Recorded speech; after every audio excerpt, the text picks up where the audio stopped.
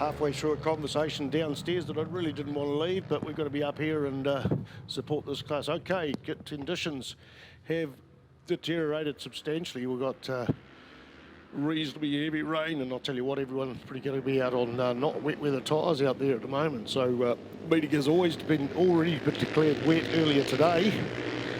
So that'll be interesting for the future classes. Although I must admit, working with Fit Club for a number of years, they are safety orientated like a lot of other clubs around the countryside, so they'll be keeping a good eye on it. So it may delay some of the proceedings a little bit to allow people maybe to change tyres and change that whether there were option there. Number 5, Mark Oliver, the third Motard race of the day. He leads it. He led the early one earlier today, but he had a jump start and then a 20-second penalty applied at his catch. Scott there in second place, with third place going to Mike Kyle on the Kawasaki 2010 KX450. Glenn Brown, Tony Henry, Roger Bland, John Oliver and Wilson Woods out there. 2, 4, 6, 8 bikes. Yes, Wilson Woods on the 791 machine right at the tail of the end of the field, still enjoying his racing. Remember, there are no firsts places if there's no last places, and it's good to see a reasonably big field, especially the Motards. Is probably nearly double the size what they had last year. Mate, they're coping very, very well with the conditions out there as well, because this is the first rain we've had since practice this morning, and it's every lap it is changing.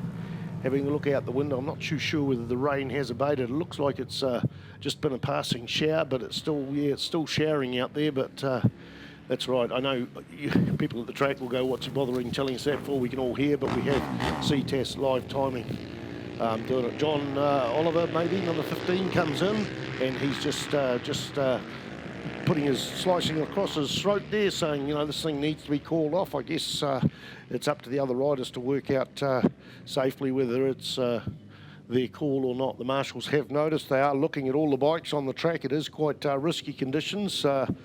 And meanwhile, Mark Oliver takes the across there in first place. Let's have a look through to the earlier lap times of the day, and we were running around in the 40s, so we're now around in the 45s. So this wet weather has knocked 5 seconds a lap off the timing, and remember, we're only running around a relatively small track here. So Mark Oliver choosing to come in. That's a bit disappointing because, not Mark Oliver, John Oliver, because he was up in the points reasonably well. He got a third in the first race. Can't quite see my results for the second race.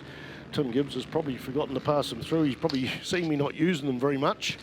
My fault, so he's probably neglected to do that. Tim does a very good job, and Joan, great to see them here.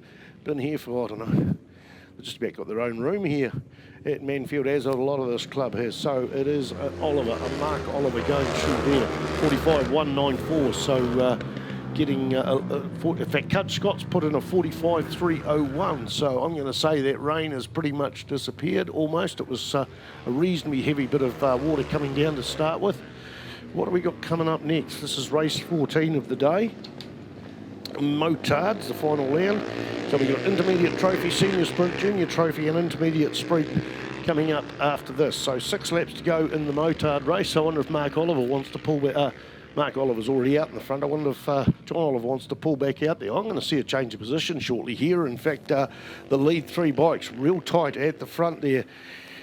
Coach Scott really looking for a way round Mark Oliver with 210. Mike Kyle in behind him as they go into the first corner here off the main track onto the slip road there. And Mike Kyle is now the quickest on the track there. A 45.2, a 45.3 and a 45.4. And that's Kyle, Cudge and Mark Oliver. So each is 0.1 of a second quicker, but it's reversed because the one at the front's the slowest of the bikes. So does that make sense? A 45.4 for first position, 45.3 for second, and a 45.2 for third position. All this brings to us is damn fine racing.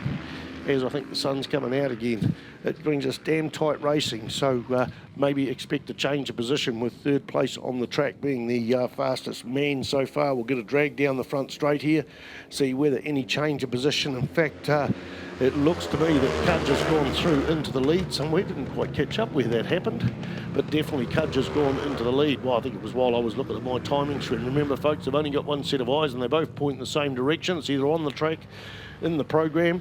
Of course, when I look in the program, or I don't even have to look in the program now, for the sponsors' details of this race, I can tell you it is Fastway Couriers along there who've been sponsoring the big series, Winter Series, Bridgestone Series motard class for a number of years, and really good to have Graham Clark, even though his son's up on blocks at the moment after a machine failure in the first race.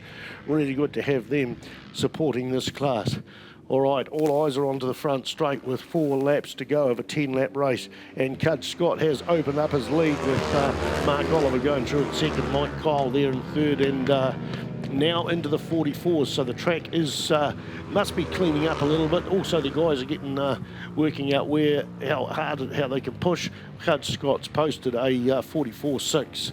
44 seconds, 0.6 of a second on the Q and Honda CR450F. Listed as a CRF 600 Marks Oliver on, so I don't understand how how that sort of comes about with the changing of the bike, with you know, reboring them or whatever. I'm not too technically involved with that side of the thing, but where are we? Mark Oliver on the number 5 machine. Yeah, it's still listed as a CRF 600cc machine. So Cud Scott still got a good commanding lead there of about 10, 12 bike lengths. Doesn't sound much, but on a short trike like that, it's enough. And it's up to Mark Oliver to, after leading the race for so long, to try and find his way around the outside or on the inside, but nothing in it at the moment. No area where he seemed to be shining anywhere, with Mike Kyle settling back there into third place. Good battle going on there between Tony Hirney and Roger Bland. Tony, the owner of Q and Honda there on the CR450. He's out there on the red bike, and Roger Bland there on a Suzuki RMZ going round the outside of him as they're going in towards Toyota, but Hirney just a little bit later on the brakes. But looking at the Toyota corner for this battle, and it is Honda versus Suzuki, 450 versus 450. Coming along the front straight, the Suzuki gets in behind, trying to slipstream him. Is he going to pull out in the free? He tries to pull out there. 8:22 is his number, as we see the white flag out. So it's a final lap here for Cudge. He's coming across a lapper, and that is probably going to be Glenn Brown, with both John Oliver and Wilson Woods pulling out of the race.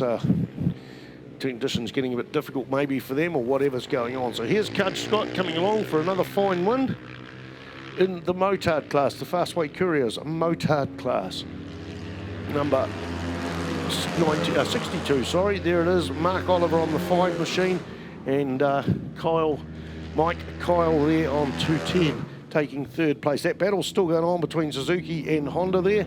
It's going to be Tony Hirney with Roger Bland there, just being pipped for 5th place. So 4th and 5th, and then the final one, Glenn Brown on the track. Okay, back to a bit of music.